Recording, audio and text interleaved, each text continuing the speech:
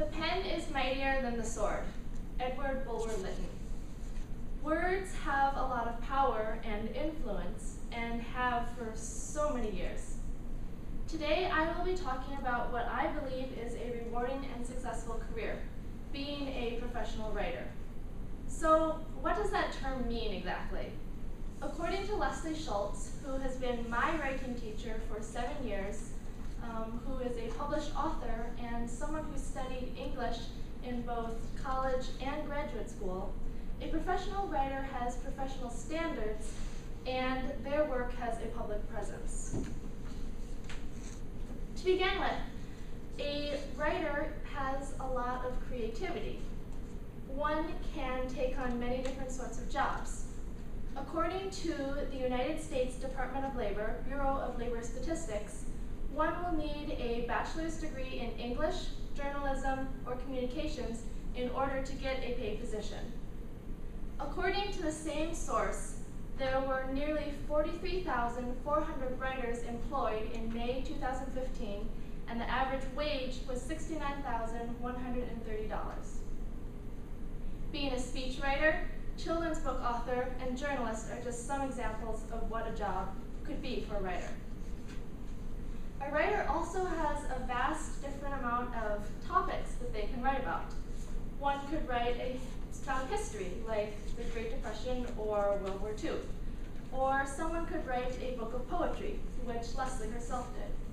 Her book is called Still Life with Poppies, Elegies, and was published this year. An elegy is a poem that commemorates the deceased. Also, like Leslie has done, she wrote case statements. She describes a case statement as a concise, compelling, and truthful statement about an organization, and generally they're used for fundraising purposes. A writer also has a lot of creativity with the voice they create through their writing. One, like Rick Riordan does through his series Percy Jackson and the Olympians, writes very sarcastically. Or, like Kenneth Grahame does in The Wind in the Willows, you could write very whimsically. Additionally, being a writer allows you to help others. As a writer, you can inform people of things they do not know much about or nothing at all. For example, someone could write about the Baroque female artist Artemisia Gentileschi, or you could write about Congress, among other things. As a writer, you can also give advice to others. For example, you could write about how to declutter one's home, or you could write an ACT study guide. Being a writer allows you to also give other people a voice of their own.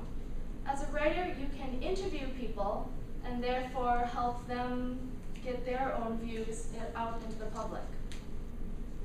Leslie, through clients' case statements, says that her favorite part was that she was able to help put their best foot forward on paper and help them design a clear voice for them.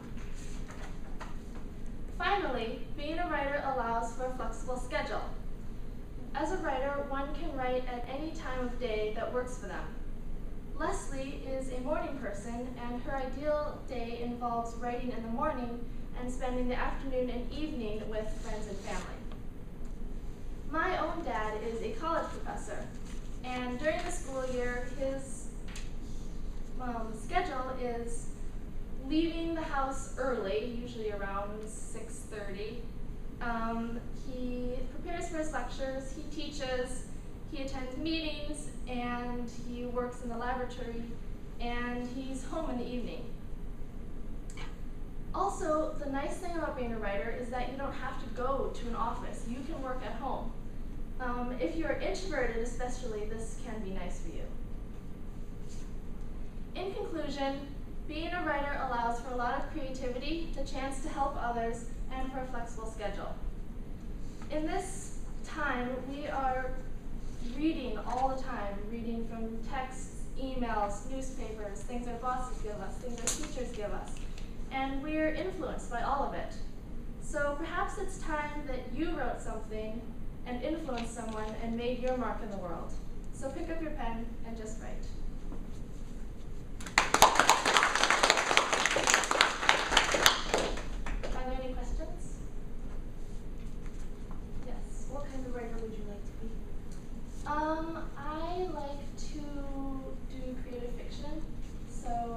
been writing stories since I was really, really young. My first ones were always just drawings. And I would spend days just drawing pictures and expecting everyone to know exactly what they depicted. But eventually I got better and started actually writing text. And I mainly write short stories, but I do a little poetry as well. Yes? Who was your favorite author growing up? That's a good question. I've always loved Harry Potter. And I do like classics like Jane Austen. So, all over. Thank you. Thank you.